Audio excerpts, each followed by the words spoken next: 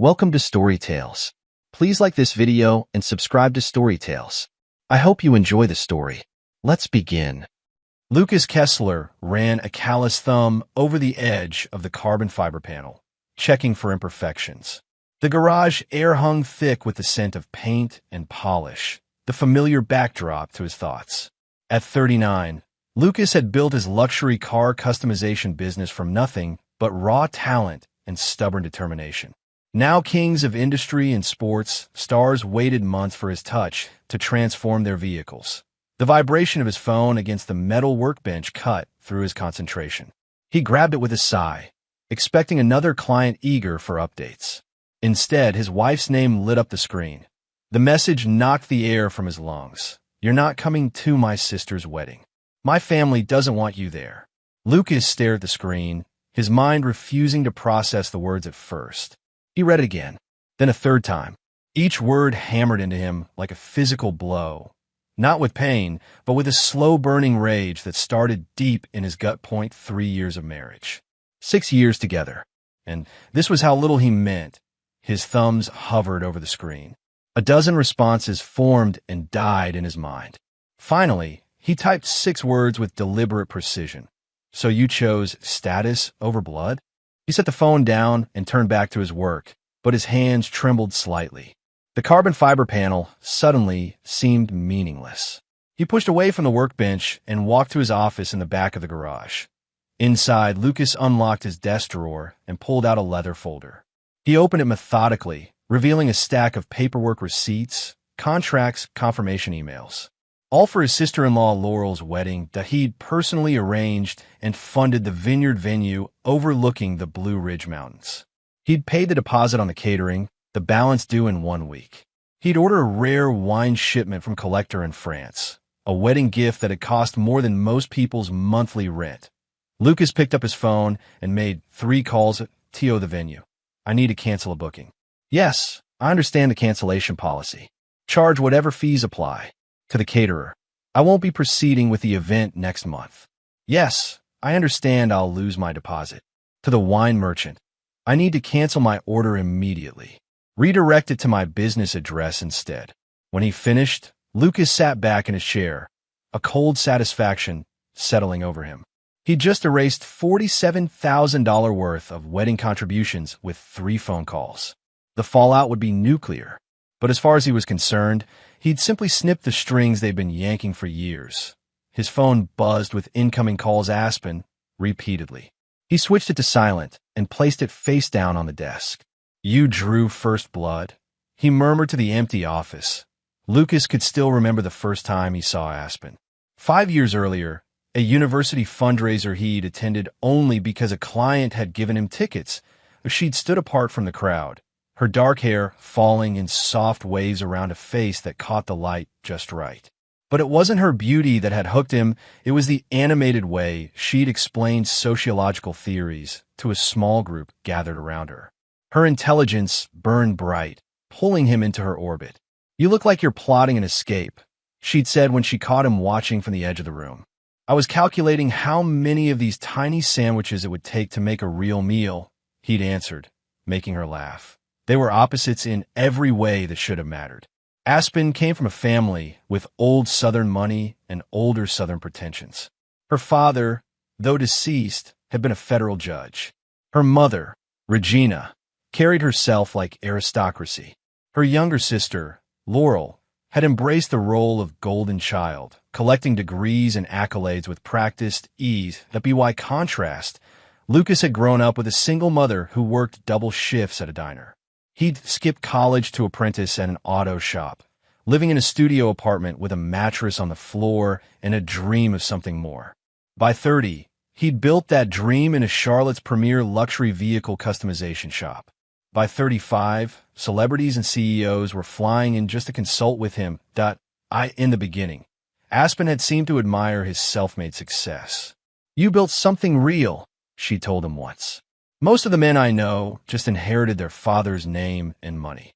The wedding had been smaller than her family wanted, a compromise Aspen had fought for, standing up to Regina's insistence on a society event. Back then, Lucas had believed it was for him. Now he wondered if she had just been asserting independence in the safest way possible. The cracks had formed slowly. Dinners with her family, where conversations deliberately excluded him. Subtle comments about his trade rather than profession. The way Regina's smile never reached her eyes when she looked at him. And Aspen, his brilliant, beautiful wife, would say nothing. Not during, not after. She'd squeeze his hand under the table, as if that made up for her silence. "They need time," she'd say when they were alone. "You're different for what they expected from me." Different, Lucas would repeat, the word hollowing out each time that he remembered their third Christmas together. Regina had given him work gloves while everyone else received thoughtful, expensive gifts. "For your hobby," she'd said with a thin smile. Aspen had laughed it off later. "Mom's just old-fashioned." But Lucas had seen what she couldn't admit, that she was caught between worlds, unwilling to fully commit to either.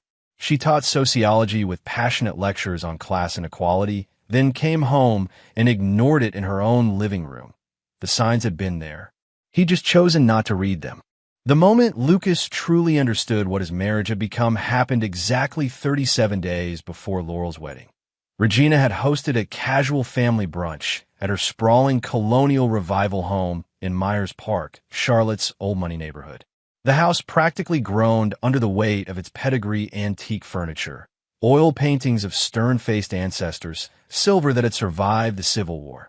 Lucas had worn a clean button-down shirt and his best jeans. Aspen had given him a once-over before they left their house, her brow furrowing slightly. "What?" he'd asked. "Nothing," she'd answered too quickly. The brunch unfolded with practiced politeness. Regina presided over the table like a general, directing the conversation with subtle nudges and calculated questions. "Aspen's department is being considered for a special university endowment," Regina announced, beaming at her daughter. "The dean says she's become one of their most valuable assets." Lucas had reached for Aspen's hand under the table. "That's amazing, babe. You didn't tell me." Aspen had shifted slightly, moving her hand to reach for water. "It's not confirmed yet. Confirmation is just a formality," Laurel had chimed in, her voice syrupy sweet. "With the Richardson family backing your department, it's practically guaranteed." Lucas had noticed the look between mother and daughters. "The Richardsons?" Regina's smile tightened. "Old family friends. Their son is on the board of trustees." "James Richardson," Laurel added.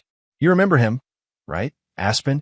The one who took you to that fundraiser last month when Lucas was too busy." The silence that followed was brief but deafening. "Work trip," Lucas supplied, his voice carefully neutral. "Custom job in California." He looked at his wife. "I didn't realize you'd gone with someone else." "It wasn't like that," Aspen said quickly. "Just colleagues." "Of course it wasn't," Regina assured with a patronizing pat on Lucas's arm. "Academic circles require certain appearances. Aspen understands the game." The conversation had moved on, but something had shifted. Lucas felt it like a gear slipping out of place, the smooth mechanism of his marriage suddenly grinding. Later, as they helped clear the dishes, Laurel cornered him in the kitchen. "My wedding's going to be perfect," she declared, arranging dessert plates with unnecessary precision. "I've dreamed about this since I was a little girl." "I'm sure it will be," Lucas replied, detecting the trajectory of her words. "I know you're handling a lot of the arrangements," she continued, her voice dropping. "Aspen says you insisted." Lucas kept his expression neutral. "Just trying to help." Laurel leaned closer, lowering her voice to a mock conspiratorial whisper. "Just remember, some people aren't wedding material, you know?" She followed this with a laugh that dripped with false warmth. "No offense." He'd watched her walk away, the expensive fabric of her dress rustling. Across the room, Aspen caught his eye, saw his expression, and quickly looked away. That was the moment. The precise second when Lucas understood that loyalty was a line that, once crossed, could never be uncrossed. The drive home had been silent until they pulled into their driveway. "Your sister has a way with words," he'd said finally. Aspen had sighed. "She's just nervous about the wedding." "That's what that was." "Nerve?" "Lucas, please. You know how she is. Don't take it personally." He'd turn to look at his wife, really look at her. "But it is personal. That's the point. And you know it." She'd gotten out of the car without answering, the door closing with a decisive click that echoed in his chest. That night, lying beside his sleeping wife, Lucas had made a mental list of every contribution he'd made to Laurel's wedding. Every dollar he'd spent to impress a family that would never accept him. Every compromise he'd made to keep the peace. He'd turned the numbers over in his mind until dawn broke through the blinds. By then, the list had become something else entirely, an insurance policy. Lucas spent the day after Aspen's text message at his workshop, phone still on silent, immersed in the reassuring precision of his work. His hands moved with practiced efficiency over a vintage Ferrari dashboard, but his mind raced through calculations and contingencies. When he finally checked his phone at sundown, there were 17 missed calls and 32 text messages. Some from Aspen, many from Regina, even a few from Laurel. He read them all without expression, then set the phone down again. They hadn't expected consequences. That was clear from the panic in their messages. They'd assumed he would accept the insult, perhaps sulk, but ultimately continue funding the celebration he wasn't welcome to attend. Lucas drove home well after midnight, half expecting to find Aspen waiting up. Instead, he found a note on the kitchen counter, "Staying at Mom's tonight. We need to talk. Call me when you're ready." He crumpled the note and tossed in the trash. Then he went to his home office, unlocked the wall safe, and removed a thumb drive. Plugging it into his computer, he began systematically organizing digital copies of every receipt, every contract, every email related to Laurel's wedding. Next, he opened his financial software and documented every transaction. The venue deposit, $15,000. The final catering payment due, $22,000. The wine shipment, $10,000. The band he'd personally booked through a client connection, $5,000. The photographer, the flowers, the custom invitations he'd had designed by an artist friend. All told, he contributed over $60,000 to his sister-in-law's wedding, nearly 2/3 of the total budget. All done quietly, with minimal acknowledgement from Aspen's family, who'd acted as though these arrangements had magically materialized through their own importance. Lucas drafted emails to each vendor, formally canceling his financial commitments. To the venue, he wrote, "I regret to inform you that I am withdrawing my financial support for the Mackenzie Palmer wedding scheduled for June 18th. As a contractual party who placed a deposit, I request immediate confirmation of this cancellation. Any further arrangements must be made directly with the wedding party." That he repeated this process methodically for each vendor, keeping his language professional and direct. He was careful not to cancel the actual bookings, just his involvement in them. Let them scramble to replace the funds if they could not be wide dawn. Lucas had dismantled every financial commitment he'd made. He sent the emails without hesitation, then went to shower and change. His phone rang as he was making coffee. Regina's name flashed on the screen. For a moment, he considered letting it go to voicemail. Then, curious about the fallout, he answered. "Lucas." Regina's voice was tight with barely controlled fury. "What do you think you're doing?" "Good morning, Regina," he replied calmly. "I assume you've heard from the venue. They say the deposit has been withdrawn, that everything is canceled unless we pay immediately. What is this? Some childish tantrum?" Lucas took a sip of his coffee. "Not at all. I'm simply removing myself from the equation, as requested. As rec." She stopped, her breath audible through the phone. "This is about Aspen's message. Lucas, be reasonable. It was a misunderstanding." "Was it?" He kept his voice even. "Seemed pretty clear to me. Laurel was concerned about tensions. She just wanted her day to be perfect. Surely you understand." "I do understand," Lucas agreed. "Perfectly. That's why I'm respecting her wishes. If I'm not welcome at the wedding, my money shouldn't be either." "You can't do this," Regina hissed. "The venue is booked. People are coming. Arrangements have been made." "Yes, they have. By me. And now they're unmade. By me. This is unacceptable. I'm calling our lawyer." Lucas laughed, the sound devoid of humor. "Go ahead. I kept all the receipts. Every contract has my name on it. I never signed anything over to Laurel or you." He paused. "You should have been nicer to the guy who writes the checks, Regina." He ended the call and blocked her number. Then he texted Aspen, "I'll be at the shop all day if you want to talk. Come alone." Less than an hour later, Another set of dominoes began to fall. Aspen's department chair received an anonymous email with screenshots from the McKinsey family group chat messages where Aspen had made derogatory remarks about her students' backgrounds. Comments about scholarship kids and their limited worldviews. Observations about how certain students clearly didn't come from homes where education was valued.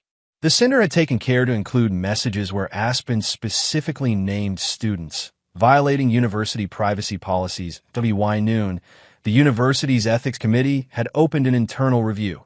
Aspen burst into Lucas's workshop just after 3 p.m., her face flushed with anger and panic. She found him bent over a custom steering wheel, meticulously wrapping it in hand-stitched leather. "Did you do this?" she demanded without preamble.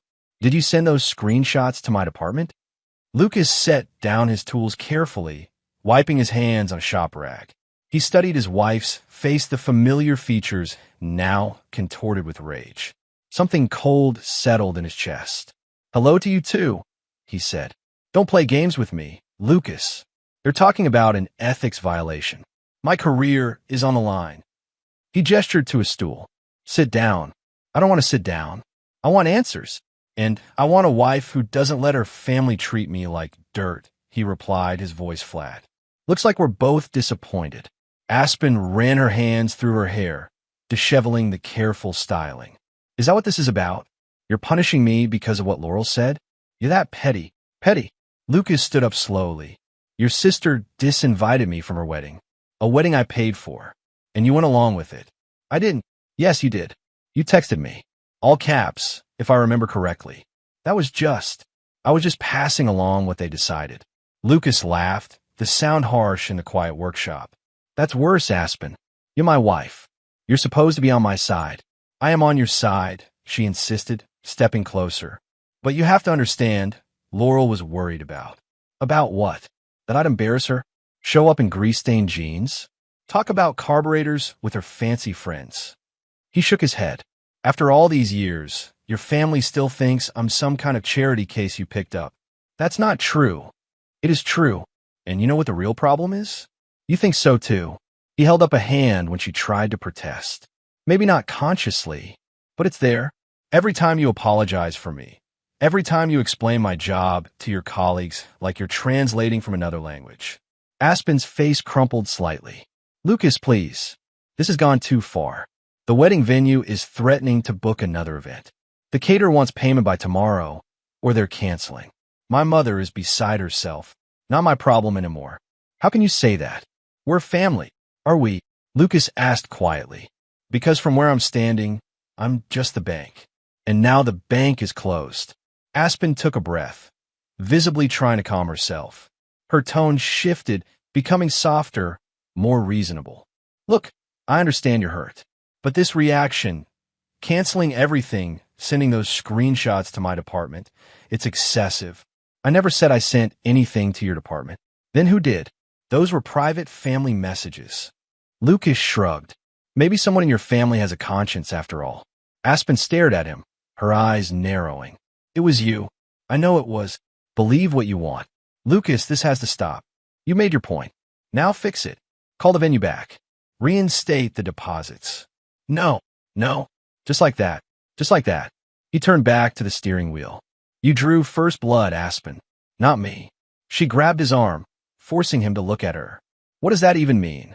This isn't some kind of war, isn't it?" He removed her hand gently but firmly. "Your family has been at war with me since day one. The difference is now I'm fighting back. By destroying my sister's wedding, by threatening my career, actions have consequences." Aspen stepped back, her expression hardening. "I never thought you could be this cruel, and I never thought you'd choose your family's approval over your marriage. Looks like we were both wrong. This isn't just about the wedding, is it? This is about everything. You've been keeping score all this time." Lucas shook his head. "No, Aspen. I've been hoping things would change. That eventually your family would see me as good enough. That you would stand up for me. I stopped keeping score a long time ago because the numbers just got too depressing." "So what now?" she asked, her voice smaller. "What's your endgame here?" Lucas met her gaze steadily. "I haven't decided yet." "You're overreacting," she said, but the words lacked conviction. You can't throw away our marriage over one text. It wasn't just one text. It was years of small cuts. This was just the one that finally hit an artery. Aspen looked at him for a long moment, then turned toward the door. Fix this, Lucas, before it can't be fixed. It's already broken, he said to her, retreating back. You just didn't notice until it affected you. The door closed behind her with a finality that echoed through the workshop. The following morning, Lucas drove to a different part of Charlotte, away from the manicured lawns of Myers Park to the revitalized industrial district where brick warehouses had been transformed into creative spaces. He parked his custom black Challenger outside a converted textile factory with a simple sign, Hall Pass Media. Inside, the space hummed with activity. Young people with headphones and laptops occupied various stations in the open concept studio. A woman at the front desk looked up as Lucas entered. Can I help you? I'm here to see Maddox, Lucas said. Tell him it's Lucas Kessler. Her eyes widened slightly with recognition. Oh, you're the car guy. Maddox talks about you all the time. Before she could say more, a booming voice called out from across the room. Lucas Kessler, as I live and breathe.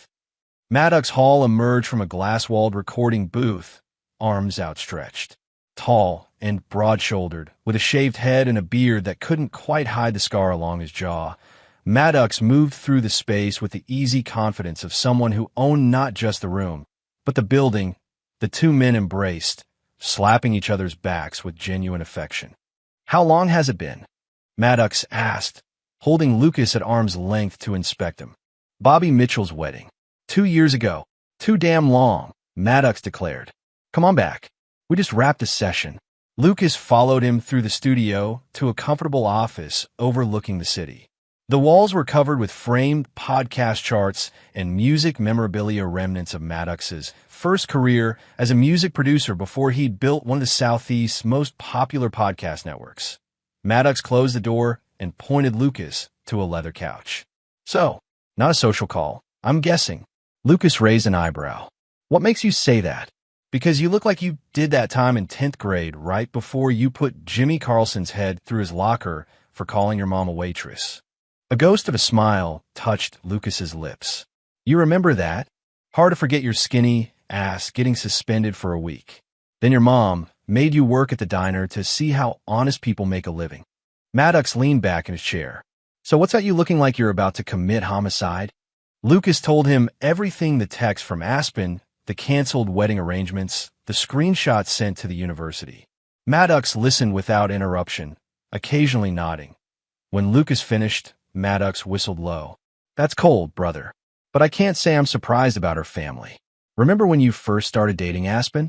I told you those people would never see past their own reflections. Yeah, well, maybe I should have listened.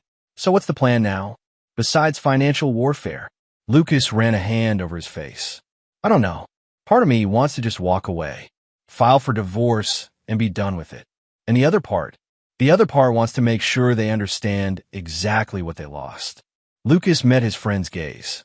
They treated me like I was nothing, Maddox. Like I should be grateful to breathe the same air. Maddox nodded slowly. I get it. More than most. He gestured to the wall of accolades. You think the fancy record executives who wouldn't give me the time of day 20 years ago remember snubbing me now? Success is the best revenge. This isn't about success. I've already got that. No, Maddox agreed. This is about respect.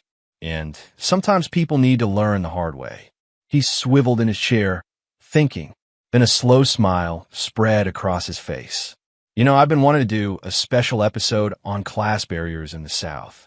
The way old money keeps their circles closed. How self-made people get treated like they're still not one of us. Lucas raised an eyebrow. What are you thinking? I'm thinking I interview a successful businessman who was pushed out of his wife's family because he wasn't born with a silver spoon in his mouth.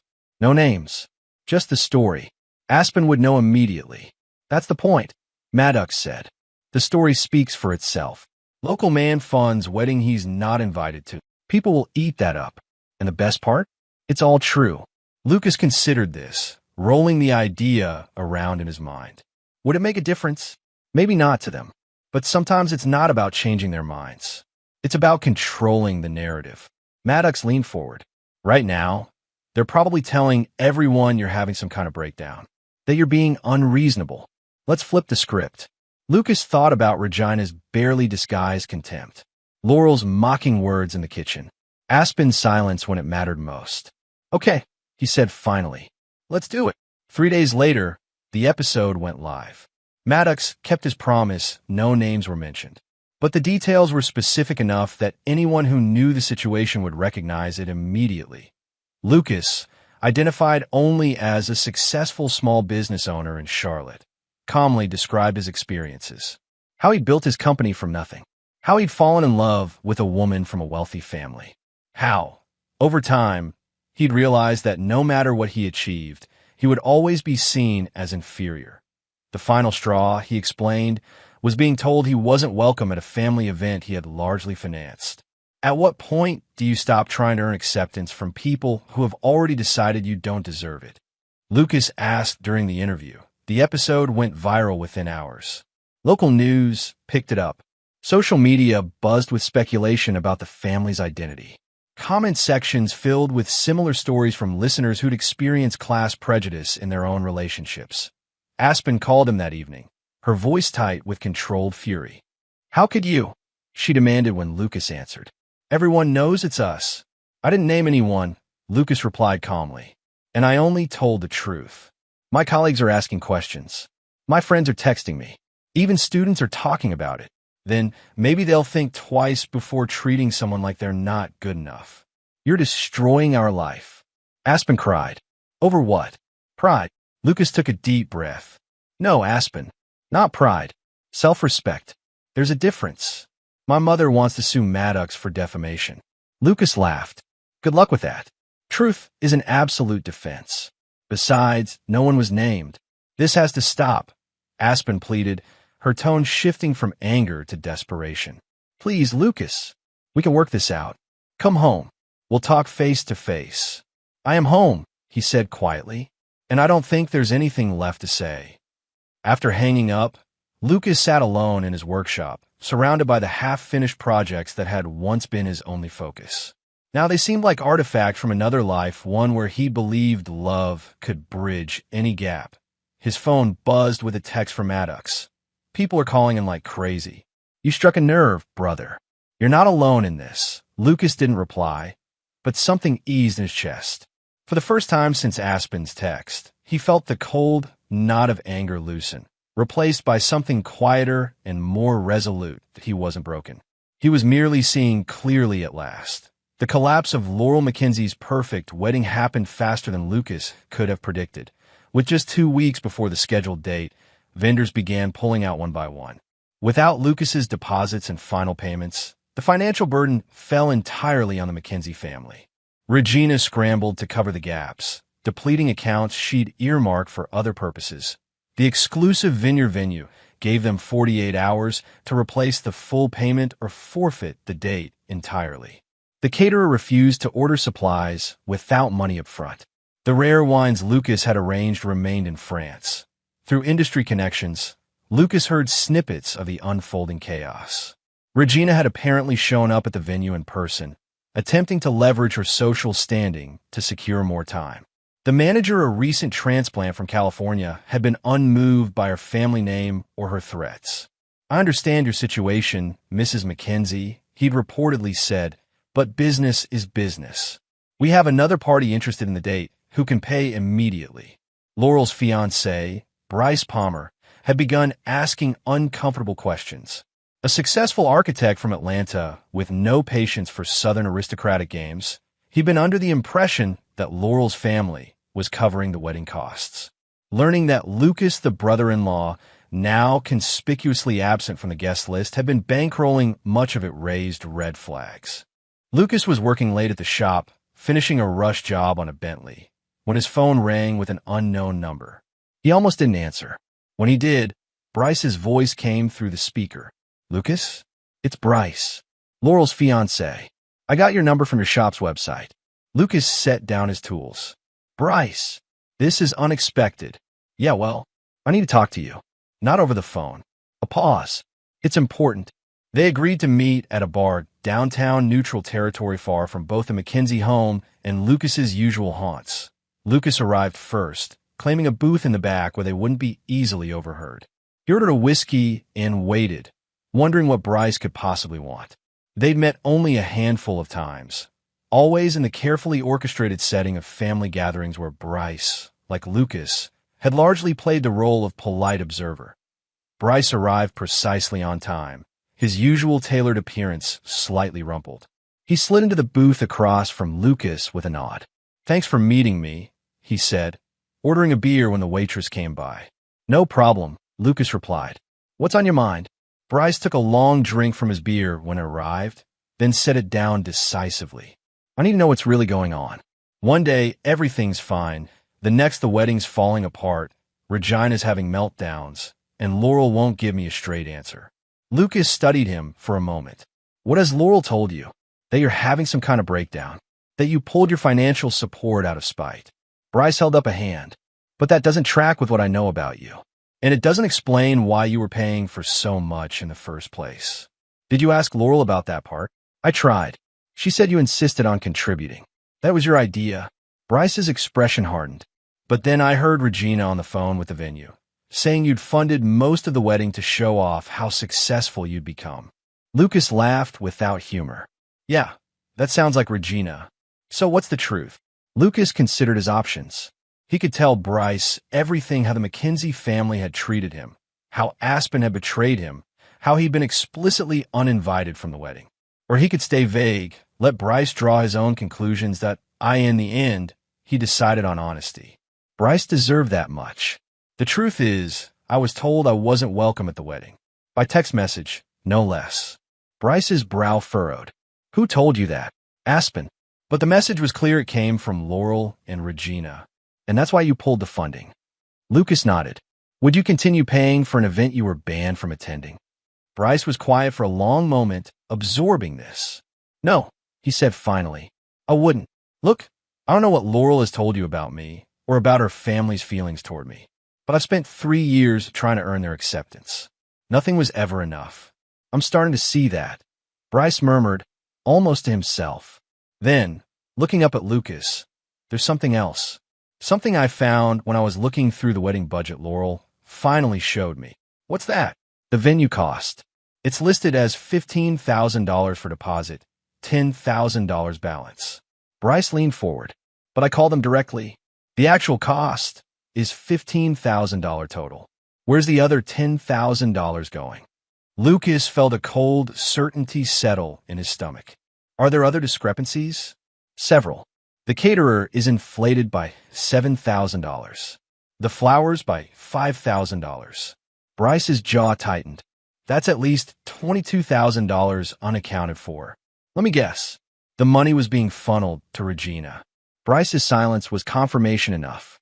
"She's been using my contributions to pay off her debts," Lucas said, the pieces falling into place.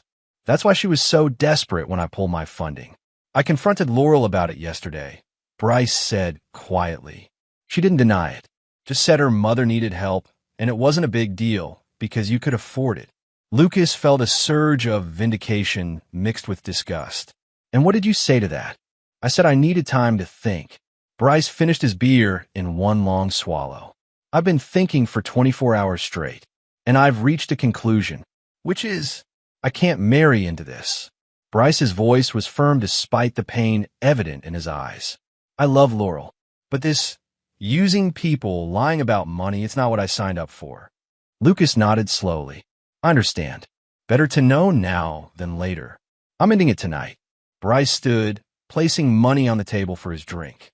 "I wanted to hear your side first. Thank you for being straight with me." "For what it's worth, I'm sorry," Lucas said, and meant it. "You seem like a good guy." Bryce gave a sad smile. "Yeah, well, sometimes that's not enough, is it?"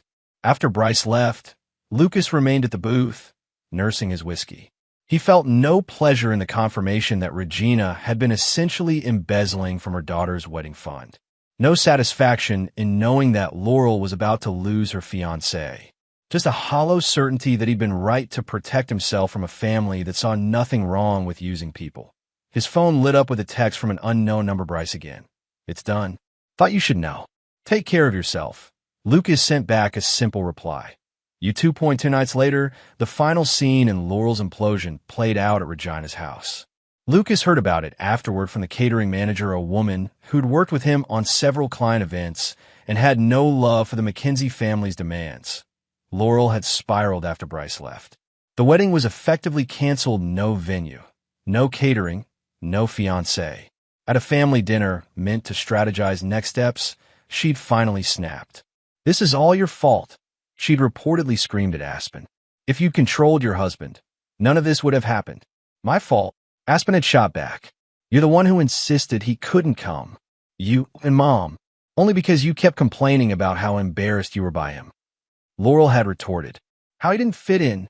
How your colleagues looked down on you for marrying him. I never said that." "Yes, you did. In this very room. Last Christmas." Regina had tried to intervene. "Girls, please. This isn't helping. Stay out of it, Mother," Laurel had snapped. "You're the worst of all. Taking Lucas's money and redirecting it to pay off your credit cards? Did you think no one would notice?" "Don't speak to me that way," Regina had hissed. "Everything I've done has been for this family." "No, it's been for you. It's always been for you. Your reputation, your social standing, your precious family name." Laurel's voice had risen hysterically. "And now I have nothing. Bryce is gone. The wedding is ruined. All because you both treated Lucas like dirt." That was when Regina had slapped her. The sound had echoed through the dining room, leaving stunned silence in its wake. Aspen had stood up, looking between her mother and sister. "You're both toxic," she'd said quietly. And Lucas was right to walk away. Then she'd left, the door slamming behind her. Lucas listened to this account with detached interest, as if hearing about strangers rather than his own family. The catering manager had related with a certain glee service industry revenge for the McKenzies' habitually poor treatment.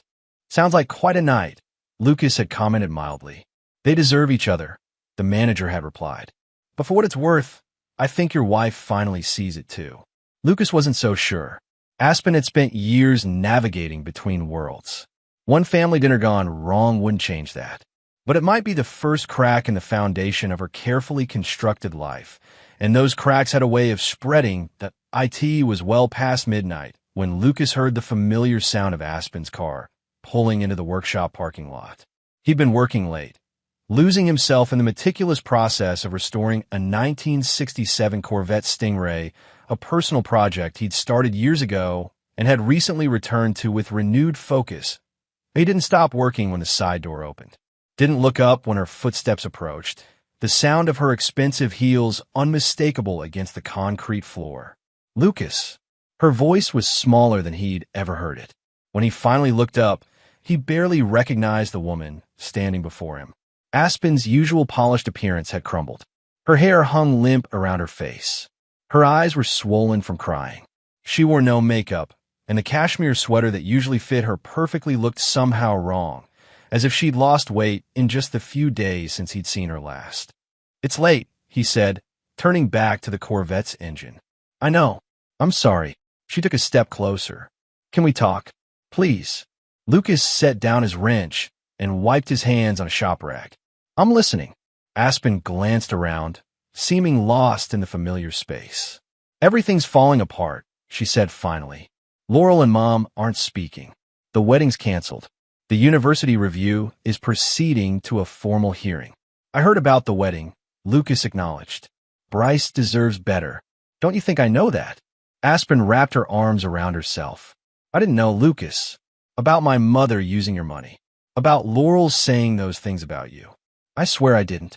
Lucas studied her, looking for the tells he'd learned to recognize over the years, the slight tightening around her eyes when she was lying, the way she tucked her hair behind her ear when uncomfortable with the truth. "Maybe you didn't know the specifics," he conceded, "but you knew who they were, who they've always been. They're my family."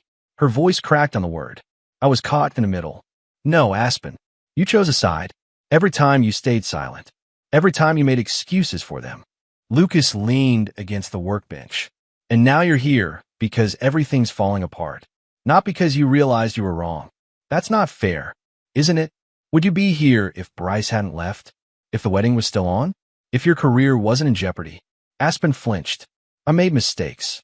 I'm trying to apologize. Are you? Because it sounds like you're looking for someone to fix your problems. That's not. She stopped, took a breath. Okay, you're right. I didn't stand up for you. I let them treat you badly. And I'm sorry, Lucas. Truly sorry. For a moment, her words hung in the air between them. Lucas wanted to believe her, wanted to see genuine remorse in her eyes, rather than just fear of losing everything she'd built. It's too late, he said quietly. Don't say that. She moved closer, reaching for his hand. We can work through this. Start over. Lucas stepped back, avoiding her touch. There's no starting over, Aspen. The trust is gone. People rebuild trust all the time. Not this kind of trust. Not when someone shows you exactly who they are. Tears filled her eyes. So that's it? Years together, just over. It was over the moment you sent that text. Lucas met her gaze directly. Maybe even before that. Aspen wiped at her eyes angrily. What do you want from me? To grovel? To beg? Will that make you feel better? Nothing you can do will make this better. That's what you're not understanding. So you're punishing me. Punishing all of us. Lucas shook his head. This isn't punishment, Aspen. It's consequences. There's a difference. Lucas, please. I love you. Do you? He studied her face. Or do you love the idea of me? The self-made success story you could show off to your academic friends while still keeping one foot in your mother's world. That's not fair. Life isn't fair. Something your family never had to learn. Lucas turned back to the Corvette. I need to finish this. Aspen stood there, tears streaming down her face. What happens now? Now you leave. Tomorrow I call a lawyer. Just like that. Just like that. Lucas picked up his wrench again. You're a polished mirror of your mother, Aspen. You reflect what pleases others, but you've got no light of your own. She stared at him for a long moment, as if seeing him for the first time. Then, without another word, she turned and walked away. The sound of her heels against the concrete faded, followed by the closing of the door and the starting of her car. Lucas continued working on the Corvette until dawn broke through the workshop windows. Each part he cleaned and restored felt like a piece of himself being reclaimed, slowly rebuilding what had been broken point 3 days after Aspen's late-night visit. Lucas sat across from Walter Dawson, his attorney of 10 years. Walter's office overlooked downtown Charlotte, the walls lined with law books and framed diplomas that established his credentials without being ostentatious. So you're really doing this, Walter said, reviewing the divorce paperwork Lucas had requested. I can't say I'm surprised, given what you've told me. But I am sorry.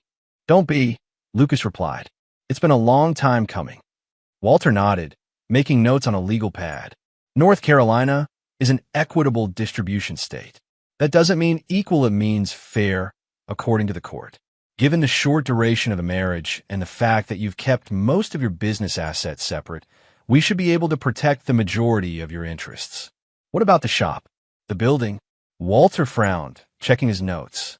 That's where things get complicated. You purchased the commercial property 2 years ago, correct?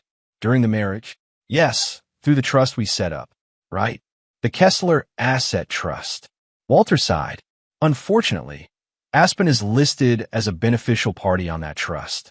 It was set up as a joint asset. Lucas leaned forward. What does that mean exactly? It means she could claim partial ownership of the property in a divorce settlement.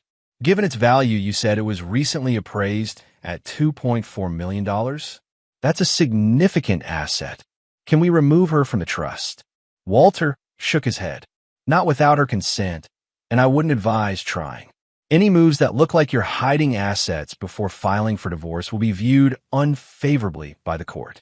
Lucas tapped his fingers on the arm of his chair, thinking, what about transferring the property? To whom? To a charity. Specifically, the Technical Scholarship Foundation we established under my business. Walter considered this. The Kessler Future Mechanics Fund? It's a legitimate 501c3, so theoretically possible. But it would still look suspicious if done right before filing. What if it's not a new decision? Lucas reached into his briefcase and pulled out a folder. What if it was planned months ago for tax purposes? Walter's eyebrows rose as he accepted the folder and examined its contents. These are transfer documents dated 6 months ago. Yes, signed but not executed. Part of my year-end tax planning with my accountant. Lucas met Walter's questioning gaze steadily. We discussed making this donation eventually. The paperwork was prepared, but never filed. And you want to file it now. I want to execute a plan that was already in motion. The timing is convenient. Walter leaned back in his chair, a small smile playing at the corners of his mouth. Lucas, I've known you for a decade. You've always been 3 steps ahead when it comes to protecting what's yours. He tapped the folder. This is legal if backdated. Not recommended, but legal. I'm not asking you to backdate anything. The paperwork was genuinely prepared months ago and never filed. Sometimes decisions take time to finalize. Walter nodded slowly. I'll need to consult with the firm's ethics committee. But if the paperwork is legitimate, signed when dated, notarized properly, then the transfer itself is above board. That's all I'm asking. What about your workshop? You're still operating out of that building. I'll lease the space back from the foundation at market rate. Everything transparent and documented. Walter made more notes. Clever. The foundation gets a reliable tenant. You keep your workspace, and the asset moves out of the marital estate. He looked up at Lucas. You really thought this through. I learned a long time ago to prepare for storms before the sky turns dark. Indeed, Walter gathered the papers. I'll review these and call you tomorrow. If everything checks out, we can move forward with both the property transfer and the divorce filing. As Lucas left the attorney's office, he felt a weight lifting from his shoulders.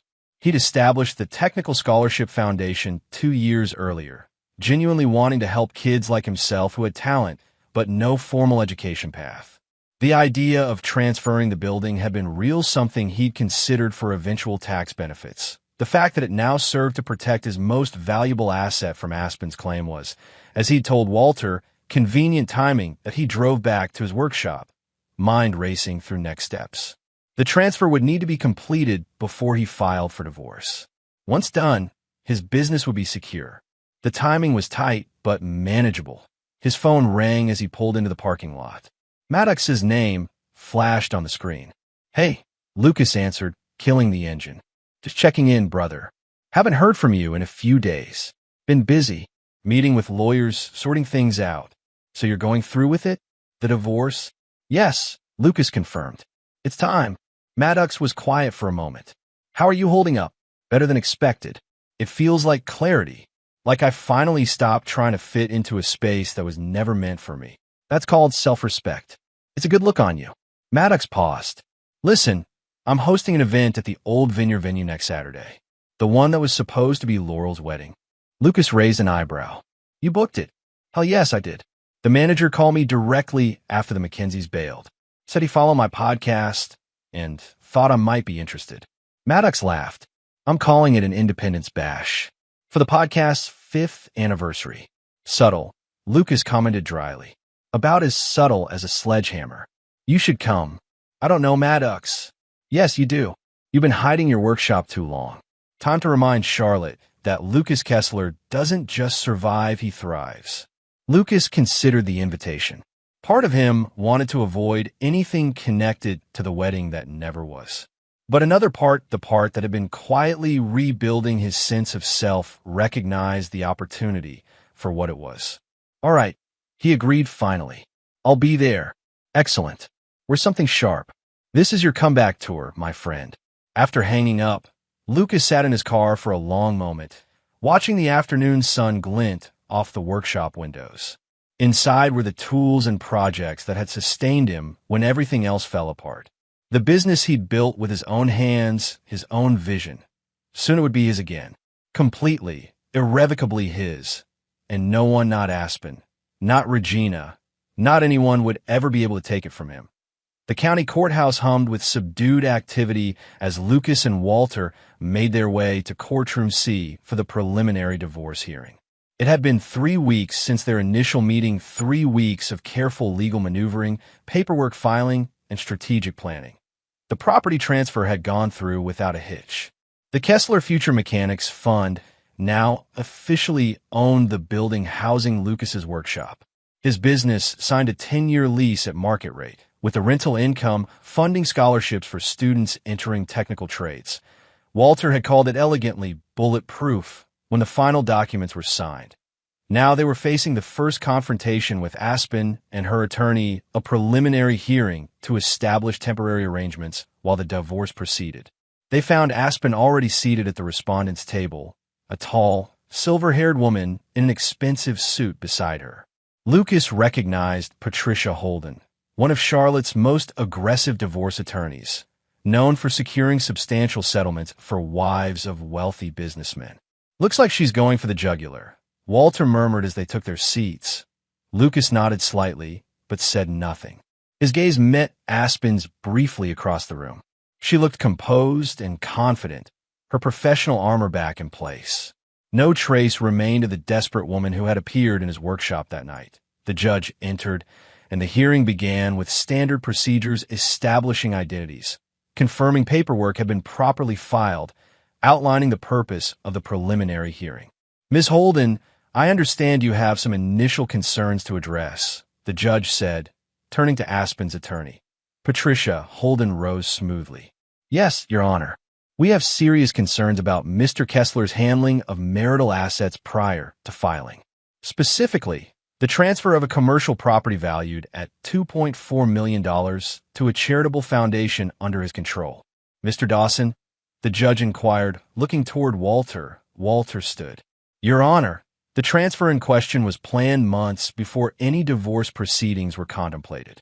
We have documentation showing the decision was part of Mr. Kessler's tax planning strategy, approved by his accountant, and with paperwork prepared well in advance of recent events. The timing is suspiciously convenient," Holden countered.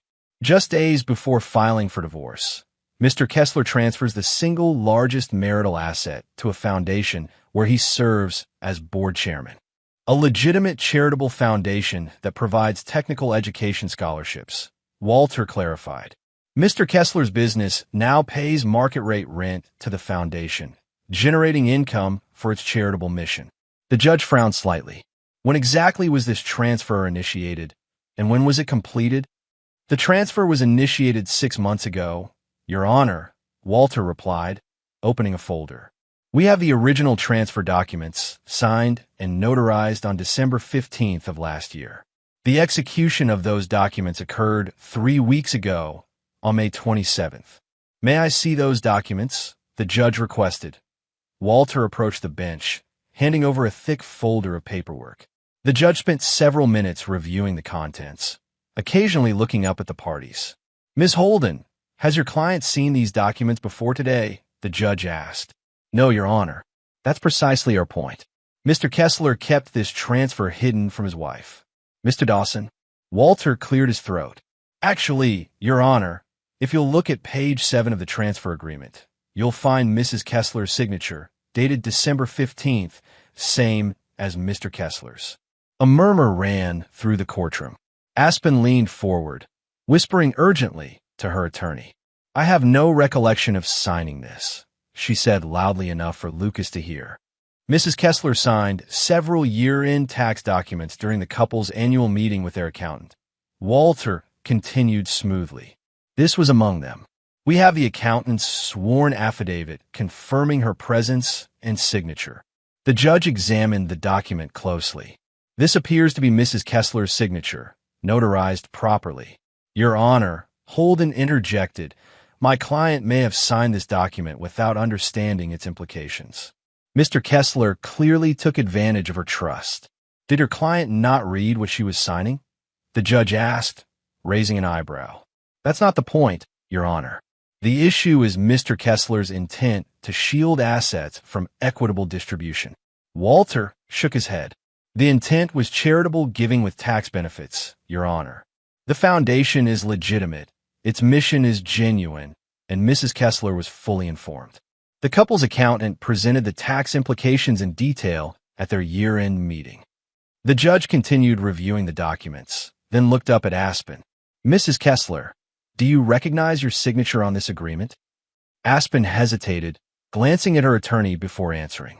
"It looks like my signature, Your Honor, but I signed many documents in my position at the university. I don't specifically recall this one. Yet it's notarized, indicating you were present when signing," the judge noted. "And your husband's accountant has provided an affidavit stating he explained the purpose and implications of this transfer to both of you. Holden tried again. Your Honor, regardless of his signature, the timing of executing this transfer was consistent with tax planning strategy the judge finished for her. The documents were prepared months ago, signed by both parties, and properly notarized. The decision to execute now rather than later may have been influenced by the impending divorce, but the asset transfer itself appears to have been planned well in advance with Mrs. Kessler's knowledge and consent. Lucas kept his expression neutral, but inside, a sense of vindication bloomed. The meeting with the accountant had been real. Aspen had indeed signed the paperwork, though he suspected she had done so without reading it carefully, a habit she developed over years of trusting him to handle their finances. What she hadn't known was that Lucas had deliberately never filed the transfer, keeping it as a contingency. Not specifically for divorce, but for any situation where having the property separate from their personal assets might be beneficial. The judge set the documents aside. Based on the evidence presented, I'm not inclined to view this transfer as an improper attempt to hide marital assets. The foundation is legitimate. The paperwork is in order, and both parties consented at the time it was created. She looked between Lucas and Aspen. We will proceed with temporary arrangements based on the current state of assets. Holden's expression tightened, but she nodded respectfully. Yes, Your Honor. The remainder of the hearing proceeded efficiently. Temporary support was set at a modest level given Aspen's own income as a professor. The house they'd shared would remain unoccupied while they determined whether to sell it and split the proceeds. When it was over, Lucas and Walter gathered their documents and stood to leave. Aspen intercepted them near the door, her attorney hovering nearby. You planned this, she said quietly to Lucas, her voice tight with controlled anger. All of it. Lucas met her gaze steadily. I plan to protect what I built, yes. Just like I planned to help students who deserve a chance. The foundation is real, Aspen. The scholarships are real. You made me sign away rights to your most valuable asset without explaining what I was signing. I explained exactly what you were signing, transfer paperwork for tax planning. You chose not to pay attention. Lucas shrugged slightly. You always said you trusted me with the finances. This isn't over, she warned. Actually, it is. Lucas nodded to Walter, who handed Aspen a folder. Inside, you'll find a settlement offer. It's more than fair. The house is yours if you want it, with me buying out your share if you don't. A reasonable cash settlement. A clean break. Why would I accept this? She asked, not opening the folder. Because fighting will cost you more than you'd gain. And because, deep down, you know you're not entitled to my business or its assets. Lucas stepped closer, lowering his voice. Take the deal, Aspen. Walk away with your dignity intact. He and Walter continued past her without waiting for a response. Outside on the courthouse steps, Walter gave an approving nod. Well played, he said, though I doubt she'll accept the initial offer. She will, Lucas replied with quiet certainty. Once she calculates the cost of fighting versus what she'll actually win. Aspen's always been practical. And if she's not, Lucas gazed out at the city skyline, the afternoon sun reflecting off glass towers. Then we'll remind her that pride is expensive, and she's already lost enough. The vineyard venue that had been meant for Laurel's wedding was transformed under Maddox's direction. String lights hung from every available surface, creating a warm glow that complemented the sunset over the Blue Ridge Mountains. A stage had been set up where the ceremony area would have been, featuring a live band rather than the string quartet Laurel had selected. Instead of formal dinner tables with assigned seating, casual high tops and lounge areas were scattered across the patio and lawn, encouraging mingling. The stodgy, approved caterer had been replaced with food trucks offering everything from gourmet tacos to artisanal ice cream. Lucas parked his newly completed project, a restored 1967 Mustang in pearl white with custom black accents at the edge of the lot, deliberately choosing a spot visible to anyone arriving or leaving. He'd spent the past week finalizing every detail of the car, channeling his energy into creating something beautiful from something broken. He adjusted his charcoal suit jacket as he walked toward the entrance. No tie, just a crisp white shirt open at the collar, elegant but not formal. His usual work boots had been replaced with polished leather shoes, and he'd even visited his barber that morning for a fresh cut. Lucas Kessler. Maddox boomed as Lucas approached the entrance. Man of the hour. They embraced briefly, Maddox slapping him on the back. Quite a turnout, Lucas observed, looking past his friend to the already crowded venue. 300 of Charlotte's most interesting people, Maddox confirmed with a grin. Plus a few from Atlanta, Nashville, even New York. Word got around. About what exactly? About everything. The podcast episode. The wedding drama. Your imminent return to bachelor life. Maddox winked. People love a good comeback story. Lucas shook his head. I'm not sure I want to be a story at all. Too late, brother. But don't worry, you come out looking like the hero. Maddox steered him toward the bar. First drinks on me. Actually, they're all on me. Open bar. Lucas accepted a whiskey and followed Maddox through the crowd. People he knew, clients, industry contacts, old friends, stopped him for conversations that carefully avoided direct mentions of his divorce but carried knowing undertones. Others he'd never met introduced themselves, hinting at having heard his story and expressing admiration for his stand. It was surreal. Moving through this space that should have been his sister-in-law's wedding, now repurposed as a celebration of what? His freedom? His defiance? He wasn't sure. The band began playing a cover of You Can't Always Get What You Want, and Maddox burst into laughter beside him. I may have requested that, he admitted. Too much. Just enough, Lucas replied with a rare smile. As the evening progressed, Lucas found himself relaxing for the first time in months.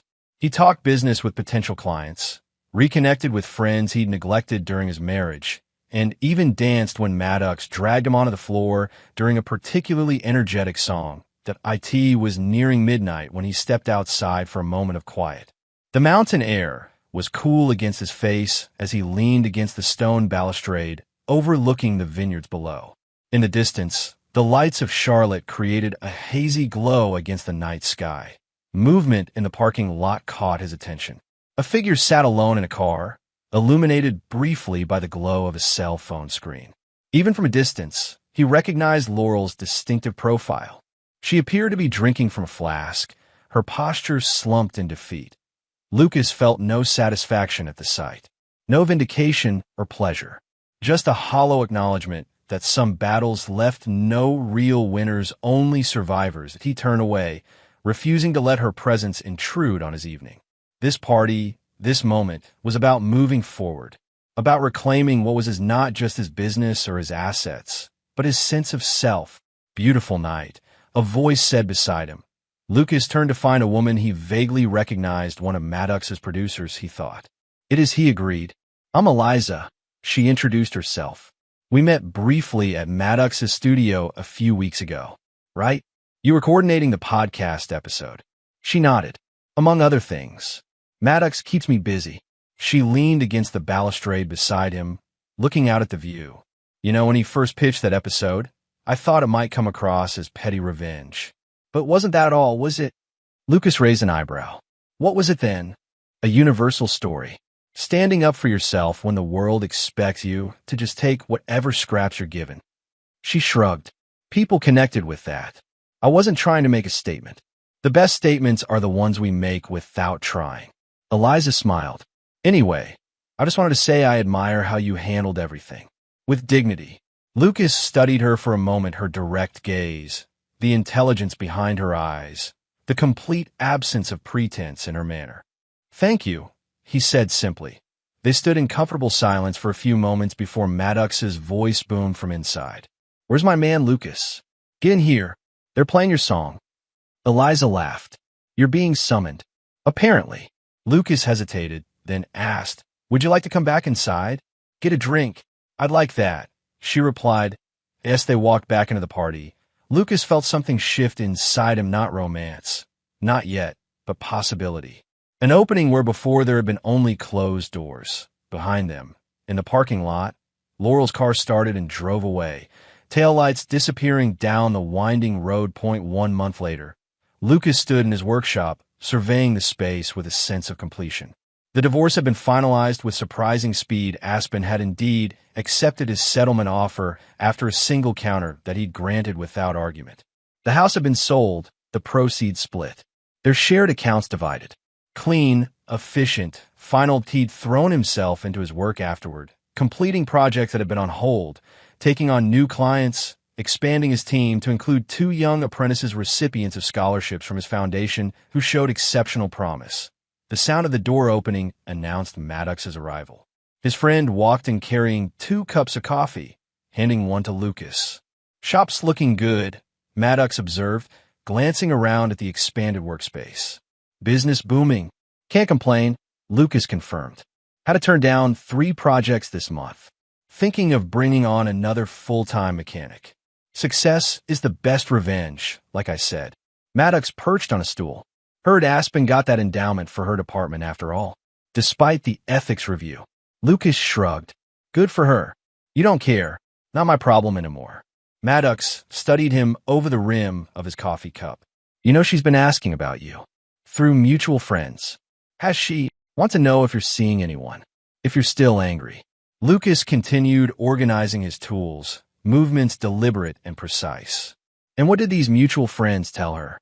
"That you seem happier than you've been in years." Maddox hesitated. "Are you happier?" Lucas considered the question seriously. "I'm at peace, which isn't the same thing, but it's what I needed." "And Eliza? You two seem to hit it off at the party." A small smile touched Lucas's lips. "We've had dinner a few times. Taking it slow. Smart man." Maddox finished his coffee. "You know, people still talk about what happened. The wedding that wasn't. The podcast episode. Regina's basically a social pariah now. Turns out a lot of people were just waiting for an excuse to drop her. And Laurel moved to Atlanta, last I heard. Ironic, since that's where Bryce was from. Guess she's starting over." Lucas nodded, but offered no comment. He'd long since stopped tracking the McKenzie family's trajectory. Their lives were no longer entangled with his. "What about you?" Maddox asked after a moment. "Any regrets? Would you take Aspen back if she came groveling?" Lucas stopped what he was doing and looked directly at his friend. "Forgiveness is for the weak, Maddox. I don't forgive, I forget. And she's already gone." Cold, Maddox observed, but there was respect in his tone. But fair. They talked about other things than business opportunities. Maddox's expanding podcast network, plans for the weekend. Normal life, moving forward. Later, after Maddox had left, Lucas locked up the workshop and walked to his Mustang. The evening air carried the scent of approaching rain, clean and promising. He got into the car, the engine purring to life with the turn of the key.